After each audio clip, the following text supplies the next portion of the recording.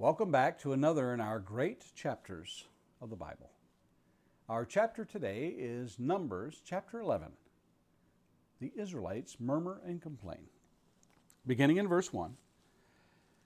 And the people complained in the hearing of the Lord about their misfortunes. And when the Lord heard it, his anger was kindled, and the fire of the Lord burned among them and consumed some outlying parts of the camp. Then the people cried out to Moses, and Moses prayed to the Lord, and the fire died down. So the name of that place was called Taberah, because the fire of the Lord burned among them. Now the rabble that was among them had a strong craving, and the people of Israel also wept again and said, Oh, that we had meat to eat! We remember the fish we ate in Egypt that cost nothing, the cucumbers, the melons, the leeks, the onions, and the garlic. But now our strength is dried up, and there is nothing at all but this manna to look at. Now the manna was like coriander seed, and its appearance was like that of bdellium. The people went about and gathered it, and ground it in handmills, or beat it in the mortars, and boiled it in pots, and made cakes of it. And the taste of it was like the taste of cakes baked with oil. When the dew fell upon the camp in the night, the manna fell with it. Moses heard the people weeping throughout their clans, every one at the door of his tent. And the anger of the Lord blazed hotly, and Moses was displeased. Moses said to the Lord, Why have you dealt ill with your servant?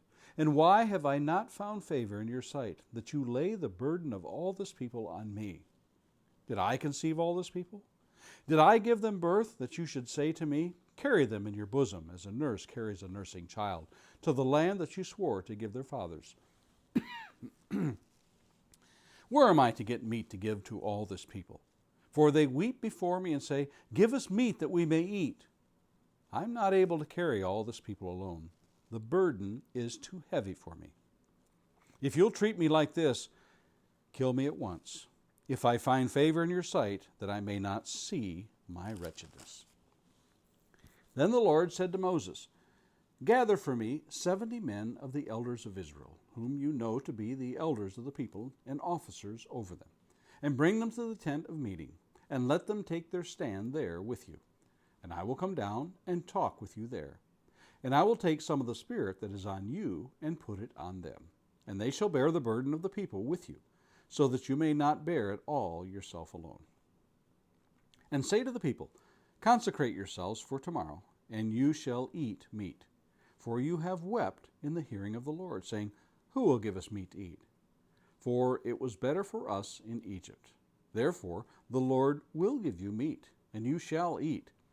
You shall not eat just 1 day, or 2 days, or 5 days, or 10 days, or 20 days, but a whole month, until it comes out at your nostrils and becomes loathsome to you, because you have rejected the Lord who is among you, and have wept before him, saying, Why did we come out of Egypt?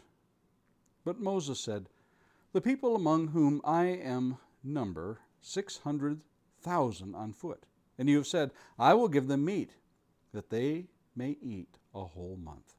Shall flocks and herds be slaughtered for them, and be enough for them? Or shall all the fish of the sea be gathered together for them, and be enough for them?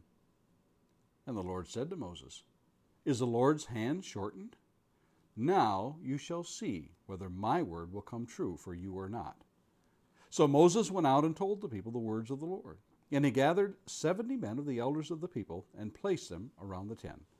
Then the Lord came down in the cloud and spoke to him, and took some of the Spirit that was on him, and put it on the 70 elders. And as soon as the Spirit rested on them, they prophesied, but they did not continue doing it.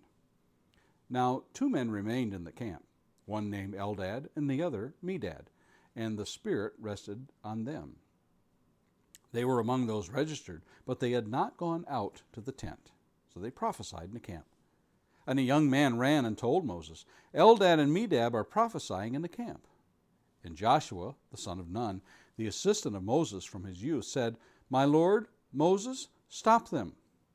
But Moses said to him, Are you jealous for my sake? Would that all the Lord's people were prophets, that the Lord would put his Spirit on them.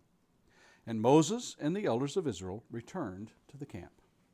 Then a wind from the Lord sprang up, and it brought quail from the sea, and let them fall beside the camp. about a day's journey on this side and a day's journey on the other side, around the camp, and about 2 cubits above the ground. And the people rose all that day and all night and all the next day and gathered the quail. Those who gathered least gathered 10 homers, and they spread them out for themselves all around the camp. While the meat was yet between their teeth, before it was consumed, the anger of the Lord was kindled against the people, and the Lord struck down the people with a very great plague. Therefore the name of that place was called Kibroth Hattaavah, because they buried the people who had the craving. From Kibroth Hattaavah the people journeyed to Hazeroth, and they remained at Hazeroth. Dale Carnegie said, "Don't criticize, condemn, or complain." Zig Ziglar said, "Have an attitude of gratitude, and you will have more to be grateful for. Have a complaining spirit, and you will attract more to complain about." Or how about Napoleon Hill? "When life gives you lemons, make lemonade and sell it to all those who get thirsty from complaining." Those are 3 quotes from 3 of the most well-known motivational speakers of the 20th century. I can rattle off many more quotes on complaining and its effects. It seems that we have come to the conclusion by relatively intelligent people who speak to the masses that negative thinking is fruitless and that gratefulness is a win-win situation. So why are people still complaining? Well, bear with me, and I'd like to spend the next 5 minutes or so complaining about it. If you sit down and talk to leaders and ask them what the most trying aspects of their work, you might find a common thread woven in among their answers. It's not always the challenge of the economy or money problems or marketing the product, whatever it might be, or the problem solving in it. You'll likely find that it is the negative people and the complaining within the company. That will wear them down as fast as anything that challenges them. One author calls it stinkin' thinkin'. Oh yeah, and back to those things to complain about. Number 1. Nope. Stop right there. In this world of the wonderful, fabulous, incredible blessings, they far outnumber the petty things we might choose to derail our grateful praise. So we're going to end this little rant before it begins. For a moment, put yourself in Moses' place, leading the children of Israel. Sure, you've spent 40 years herding stubborn, stupid, simple-minded sheep. Did it prepare you for this? Well, you'd think so. You've proved over and over that God is in control and that you might think that that would be convincing to the people. But it isn't. You have a people that were freed from bondage and oppressive slavery, and as a bonus, they gave you their riches as you were leaving the land. That would surely seal the deal. Nope, and nope. They just keep complaining, wearing you down. God gives them water to drink in a dry land. He gives them manna to eat. And still they murmur and complain. Now they wish they were back in Egypt. We remember the fish we ate in Egypt. It cost us nothing. The cucumbers, the melons, the leeks, the onions, and the garlic. Now our own strength is dried up, and there's nothing at all but this manna to look at. Moses can't help but take it personally. After all, he went before their leaders and convinced them to leave Egypt. When Moses can take it no more, he takes it to the Lord. Verses 11-12 we read, "Why have you dealt ill with your servant? And why have I not found favor in your sight that you lay the burden of all this people on me? Did I conceive this people? Did I give them birth that you should say to me, carry them in your bosom as a nurse carries a nursing child to the land that you swore to give their fathers?"